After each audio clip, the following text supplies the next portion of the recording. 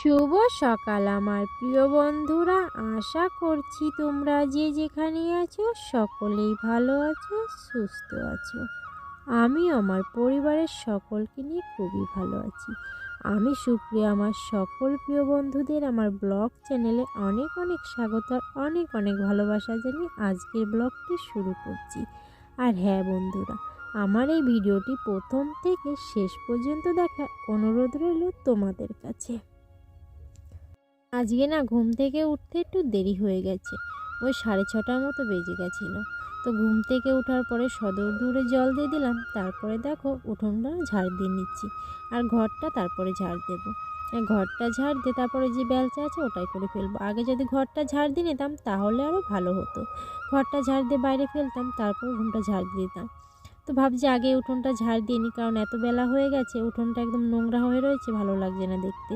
আর গাছপালা ভর্তি, তো ওই জন্য পাতা পড়েছে অনেকগুলো। তার জন্য ভাবলাম আগেই উঠোনটা ঝাড় দিই, তারপরে বড় ঘরটা ঝাড় দিয়ে দেবো।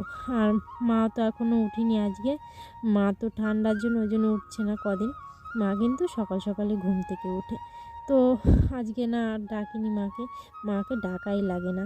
তো যে একটু ঘুমোচ্ছে ঘুমো, তার জন্য ডাকিনি। আর মেঘনা কিন্তু উঠে পড়তে চলে গেছে। আর এদিকে দেখো উঠোনটা ঝাড় দিয়ে দিলাম, তারপরে ঘরটা ঝাড় দিয়ে চলে এসেছি রান্নাঘরে। আর রান্নাঘরে এসে দেখো এঁটো বাসনগুলো সেগুলো কলপারে নিয়ে যাচ্ছি, আর ওগুলো ভিজিয়ে রেখে তারপরে চলে এসেছি রান্নাঘরে লিপতে। তো তার বাসনটা বের করার পরে আর কি ঝাড়টা দিয়ে দিয়েছিলাম, সেটা আর কি তোমাদের সঙ্গে শেয়ার করা হয়নি। আর তারপর আর কি উনুনটা ভালো করে লিপে দিচ্ছি। রান্নাও তো বসাতে হবে, দেরি হয়ে যাচ্ছে, কারণ মেঘনা বাবাও কাজের দিকে বেরোবে। আর শীতের সময় একটু দেরি হয়ে যাচ্ছে, কারণ ওই শীতের জন্য আর জেগে থাকলেও বাইরে বেরোতে ইচ্ছা করে না। যাই হোক, কতক্ষণ আর থাকা যায় ঘরে। তারপরে আর কি তাড়াতাড়ি করে উঠে সব কাজগুলো সারলাম। আর তারপরে দেখো বাসনগুলো মেজেই ভাত বসিয়ে দিয়েছি। আর কালকে মেঘনা বাবা বাজার করে এনেছিল, সেগুলো আর বের করা হয়নি। তো এখনই আর কি রান্না করব ভাবছি, কি রান্না করব সেটা ভেবে না প্রায় আধা ঘন্টার মতো চলেই যায়। তো তার জন্য ভাবছি আগে ভাতটা বসিয়ে দিয়ে তারপরে গোছাবো।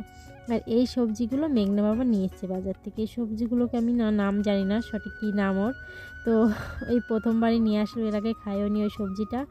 তো পেঁপের মতোই দেখতে, যাই হোক কি একটা নাম বলেছিল আমি ভুলে গেছি, আমার মনে নেই।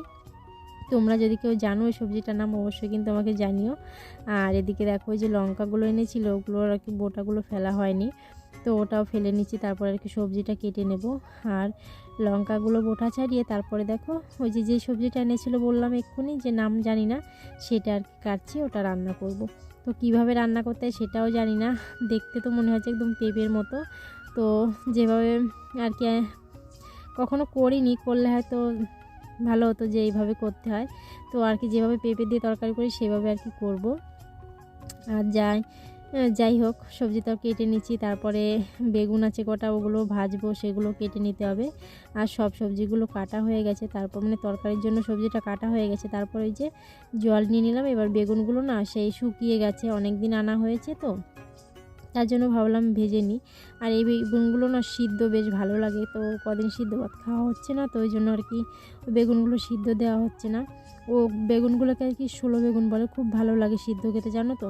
আমার কাছে তো খুবই ভালো লাগে। আর এই শীতের সময় না বেগুন পোড়া, বেগুন সিদ্ধ খুব ভালোই লাগে খেতে, রোদ্রে বসে খেতে হবে, খুব ভালো লাগবে।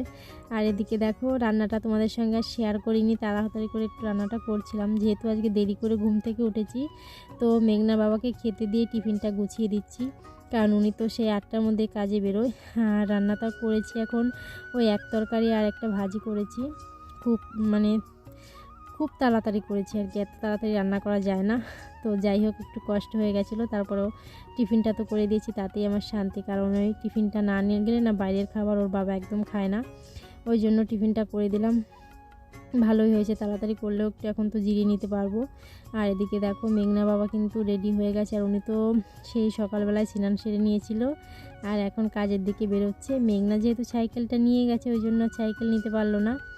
তো মেঘনা চলে যাওয়ার পরে মেঘাকে দেখো এই যে ব্রাশটা দিয়ে দিলাম, ও ঘুম থেকে উঠেছে, ওকে ব্রাশ দিয়ে দিলাম, এখন ব্রাশটা করে নেবে। আর বললাম না মেঘনা পড়তে গেছিলো, তো ওর তো পড়া সেই 8টার দিকেই ছুটি হয়ে যায়, ও কিন্তু পড়াতে চলে এসছে। এসেই মানে স্নান করতে চলে গেছে, তারপর আর কি ভাত খাবে। আর এদিকে মা ওই যে নারকেলের ছোলাগুলো কাটছে আর কি ধুনো দেওয়ার জন্য। আর মেঘার বিরাস করা হয়ে গেছে। তারপরে দেখো মেঘনা বললাম না স্নান করতে গেছে, ও স্নান করে এখন এই যে রেডি করে দিচ্ছি, তারপরে স্কুলে যাবে। আর মেঘাকে তো ওর ঠাকুমা আর কি রেডি করছে, মেঘাকে ওর ঠাকুমা দিয়ে আসবে। আর মেঘনা তো আজকে বলছে একা একা যাবে স্কুলে, জানি না কী করবে। ওই সাইকেলটা রেখে আর কি তারপরে ওই যে ওখানে অনেকে তো যায়, প্রতিদিনই যায়। তো আমি বলেছিলাম যদি না যেতে পারো আমি নিয়ে যাবো, তো ও বলছে না মা আমি একাই যেতে পারবো, তোমার আর কষ্ট করে যেতে হবে না। সত্যি খুবই কষ্ট হয়ে যেত, ওকে একবার দিয়ে আসা একবার নিয়ে আসা, তারপর ছোটোটাকে দিয়ে আসতে হয় নিয়ে আসতে হয়। তো ওকে আমি বলেছিলাম যে আমি যাই, তো বলছে মা আমি সাইকেলটা রেখে তারপরে সবাই তো যাবে আমি তাদের সঙ্গেই পার হয়ে যাব, যেহেতু রেল লাইনটা পার হতে হয় তো ওই জন্যই ভয় লাগে। তো মেয়ে তো স্কুলে চলে গেল। তারপরে দেখো আমি মা চলে এসেছি আর কি মাঠে, কারণ ওই যে কটা পাটকাঠি কিনেছিলাম না, সেই পাটকাঠিগুলো না শুকিয়ে গেছিলো। আর ওই যে যেগুলো আর কি পুকুর পাড়ে ছিল সেইগুলো তো আর শুকায়নি, ওগুলো তো বাড়িতে নেওয়া হয়ে গেছে, আর এইগুলো একটু ভিজা ভিজা রয়েছে। তো মা বলছে চলো মাঠে গিয়ে পাটকাঠিগুলো মেলে দিয়ে আসি। আর ওই যে মেঘা গেছিলো অঙ্গনবাড়ি স্কুলে, কারণ আজকে তো শনিবার, সেজন্য আর কি ওর স্কুলটা ছুটি, শনি রবিবার তো ছুটি থাকে। আর সেই জন্য আর কি খিচুড়ি স্কুলে গেছিলো, ওখান থেকে আর কি চলে এসেছে, ক্যানটা দিয়েও বেশিক্ষণ থাকেনি, মা ওকে নিয়ে গেছিলো। তো আর এদিকে মাঠে এসছে আমার সঙ্গে, আরও বলছে মা আমার না খুব ভয় লাগছে, শামুককে খুব ভয় পায়ও। তা আমি বলছি ওখানে শামুক নেই, তারপরেও খুব ভয় পাচ্ছে। আর এই ক্যামেরাটা না মেঘাই করছিল, খুব ভালোই করেছে জানো তো। আমি ভাবছিলাম প্রথমে পারে কি না, তো করতে পেরেছে, সেজন্য আর কি তোমাদের সঙ্গে শেয়ার করছি, না হলে কিন্তু করতে পারতাম না। ও কিন্তু সুন্দরভাবেই ক্যামেরাটা করেছে, আমি ভাবতেই পারিনি এত সুন্দর করে করবে, এই প্রথমবার আর কি ওকে দিয়ে ক্যামেরাটা ধরালাম, কারণ কেউ তো ছিল না। মেঘনা থাকলে হতো, মেঘনা তো স্কুলে গেছে। আর মেঘাকে একটা পাটকাঠি নেওয়ার জন্য একটা প্লাস্টিক নিয়েছিলাম, বড় প্লাস্টিক, তার উপরে বসিয়ে দিয়েছি, আরও বসে বসে ক্যামেরাটা করছি। খুব সুন্দর করেই করেছে, ছোট একদম, তাও খুব ভালো করেছে। আরও করতে পেরেছে বলেই তোমাদের সঙ্গে কিন্তু আমি এটা শেয়ার করতে পারছি, না হলে কিন্তু এটা পারতাম না, কারণ এক হাত দিয়ে কাজ করব না ক্যামেরাটা করব। আর এদিকে দেখো পাটকাঠিগুলো প্রায় মেলা হয়ে গেছে। আর এই জমিতে তো ধান কাটা হয়ে গেছে, তার জন্য ভাবছি জমির ধার দিয়ে মেলে দিই, শুকিয়ে যাবে। আজকে মেলে দিলে কাল পরশুর মধ্যে শুকিয়ে যাবে।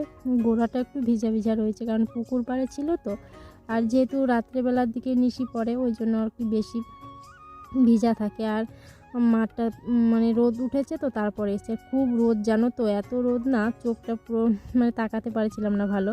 আর আমি কিন্তু চাদরটা নিয়ে এসেছি, আমার কিন্তু খুব শীত লাগছিলো, কারণ সকালবেলা খাওয়া দাওয়ার পরে শীতই লাগছিলো একটু, তো চাদরটা গায়ে জড়িয়ে আসলাম। আর এদিকে দেখো মেঘা ওখান থেকে আর নড়ছে না, ওর খুবই ভয় লাগছে, শামুককে ভয় পাচ্ছে।